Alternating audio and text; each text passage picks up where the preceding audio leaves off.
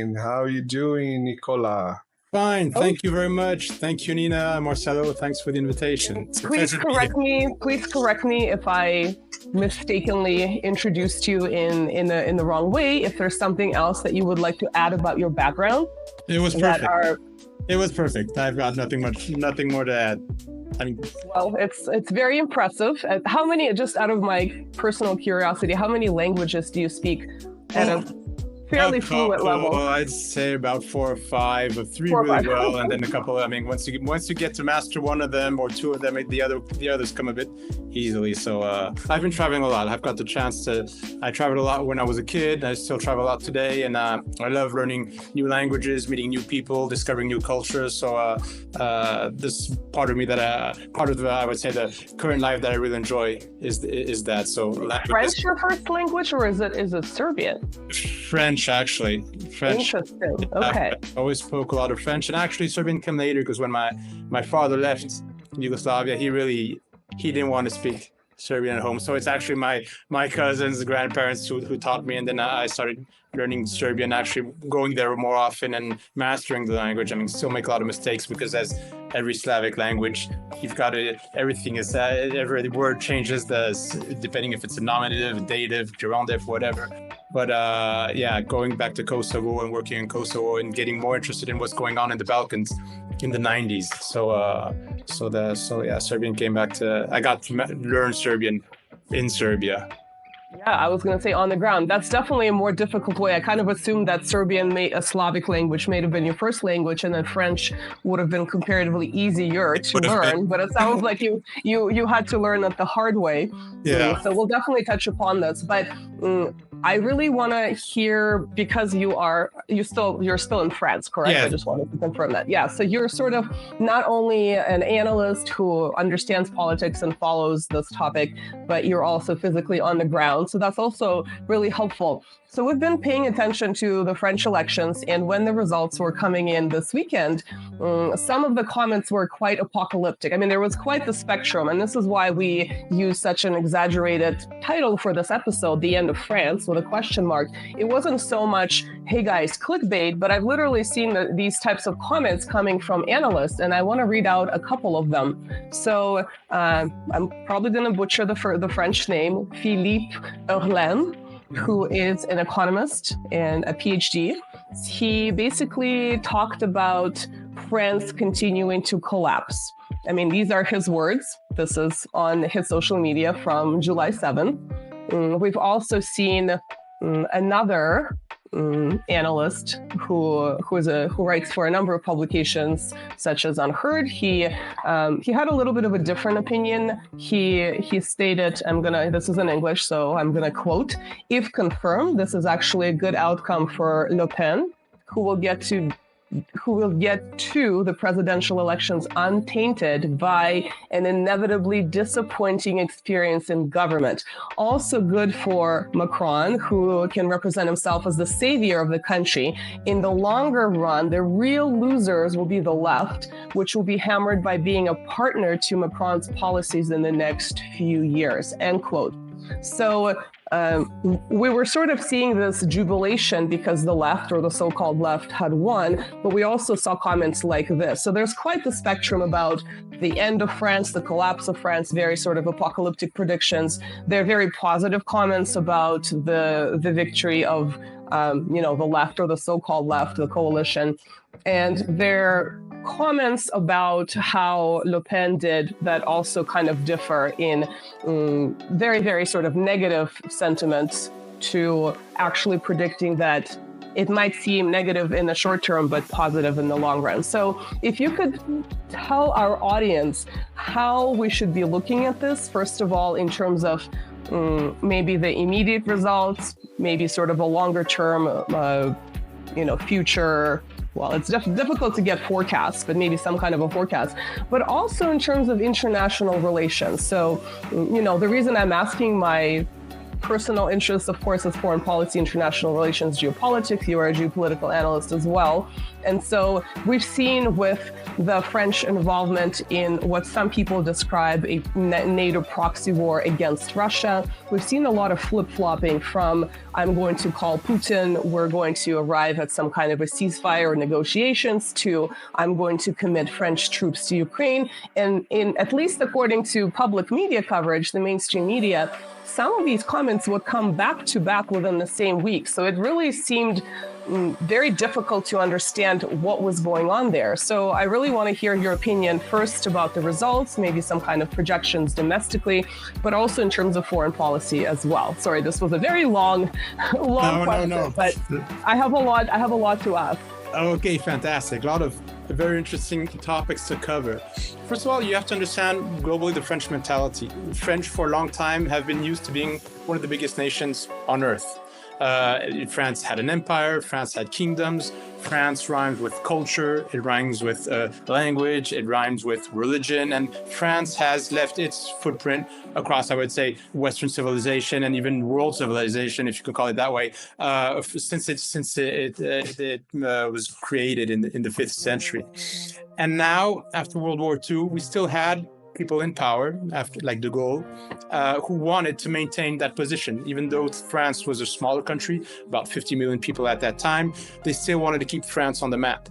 And France has been living after the 30 years, I would say, more or less after the Second World War, in a lot of prosperity, building its own sovereignty, kicking the US bases out of France, saying that we want to remain a sovereign state, speaking with the Chinese, with the Soviet Union, as well as the United States, developing high-speed trains, planes, and everything. And then all of a sudden, with the 70s and the crisis, in the 80s, France started losing it. When I say losing it, that means France started not to become such a powerful country. It still has a lot of, I would say, networks. It's still part of the Council of United Nations, the Security Council of the United Nations as a permanent member, but it's not as powerful as it used to be. It started integrating the European Union, creating the European Union. So de Gaulle was very much he was not in favor. He was not a big proponent of the European Union, but France starting entering a process where it was abandoning its sovereignty and entering this global Atlanticist philosophy. And this was going between the left and the right of the French society. Many politicians and elites who started really thinking that we would be safe and we would have prosperity if we were aligned on the United States. And the best way to get aligned on the United States is to build some sort of united Europe, which will be always in the, I would say, US mentality, or under US protection, within NATO. And the European Union was built globally as some sort of American protectorate. I mean, officially, they will never say this. Officially, the European Union was built for our own prosperity, to be a competitor, to not be too much influenced by the US. But the truth is that today we are a protectorate of the United States, and Zbigniew Brzezinski in The Great Chessboard says it bluntly himself, and many American analysts say the same thing. A lot of decisions we make here in France today or in other countries within the European Union, we first have to get the validation from Washington before doing anything. So we didn't see this coming. This has been done slowly, very slowly, with homeopathic doses. We didn't see it coming. And even at one moment when the French started saying what was going on, that we were losing sovereignty and that the European Union was imposing more and more laws and that we were against these laws. With the French, we had a referendum in 2005 where we were asked, are you for the European Treaty, which is even more, with more laws against sovereignty, more supranational European Union? The French voted massively against it and saying, okay, this is the limit. Because again, in France, and this is dating back, I think, to history, but also from World War II, there was a very, I would say, interesting attitude between Gaullists, which were really right-wing conservatives, and communists. And they actually bind it together because they had discrepancies concerning the way France had to be, I would say, managed or conducted, or they still fought for the sovereignty of France. And they didn't want to depend on any foreign country. And they loved France, different ways, but they both really loved France and the independence of France. So we do have a strong sentiment of sovereignty within the population, even though our elites have betrayed the idea of sovereignty. They've betrayed France, and this is like Christopher Lasch said, the treason of elites and the abandonment of democracy. Many Western countries have gone through the same process. And we were in that process. And a couple of years after, Nicolas Sarkozy, elected by the French, signed in the treaty with the French Congress. That means people elected by the French. They did not respect the desire of the French not to have this European treaty.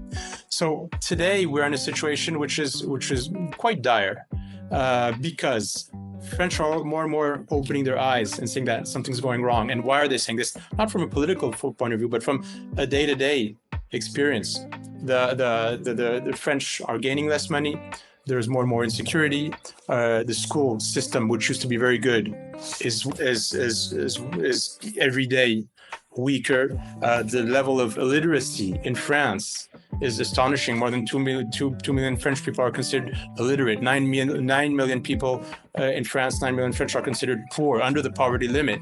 And so you can see on a daily basis that this great country, great nation, which has done bad things in the past, like any nation, but which has been prosperous, which had brought culture, which had brought education, which developed ideas, which had a strong idea of freedom, of liberty, of equality, well, has bypassed that and has abandoned these ideas. And the French are seeing this.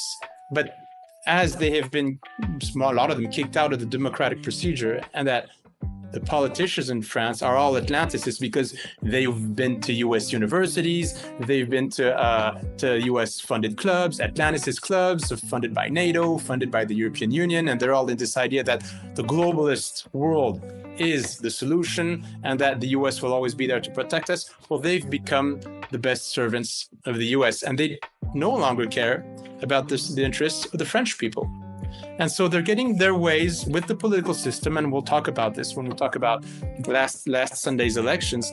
I can't really say that the elections are rigged, but the way the elections are built in this Fifth Republic enable, I would say, the most devious minds to keep the power, even if they are a minority against the majority of the French who definitely want change. So the French are seeing their own personal situation decline. France as a nation is declining. We are no longer the superpower we used to be. We're not even in the top 5 most powerful nations in terms of GDP on Earth. We're being kicked out of Africa. We can't even sell submarines to the Australians because Washington comes by, sticks a knife in the back and saying, oh, by the way, this is my contract. So we're losing this image, this power. The French are losing purchasing power. And at the same time, we've got, as I said, insecurity, schooling system, which is not preparing people for the business, for the employment market. The system, we used to have excellent doctors, excellent hospitals, and we're losing that as well.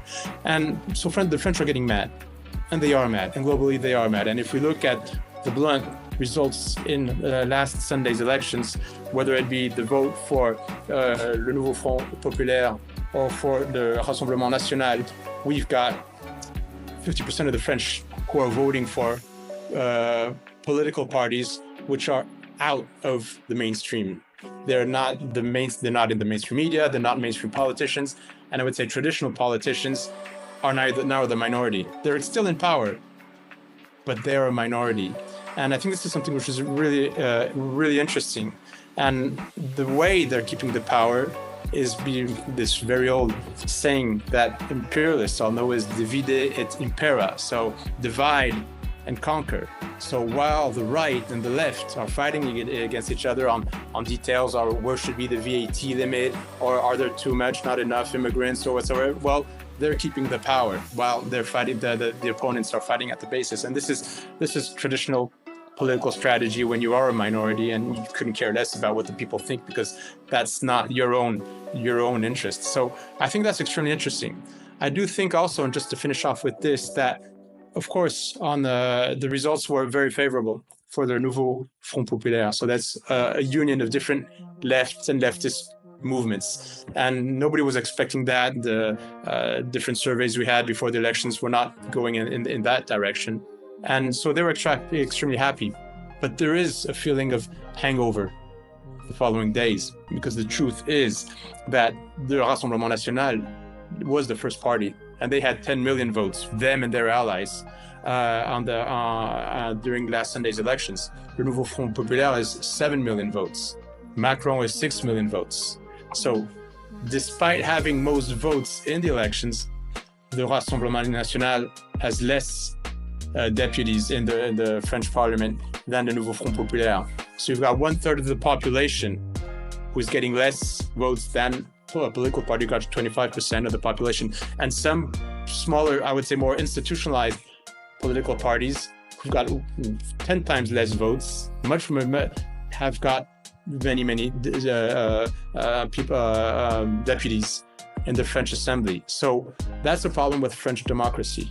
And the last thing I could add to that is that 1/3 of the French didn't even go out to vote. So many French don't believe in the French political system. They don't believe in French democracy. And when they went out to vote, they voted for anti-establishment political parties. So to say the less, the French are very mad now, and they want change.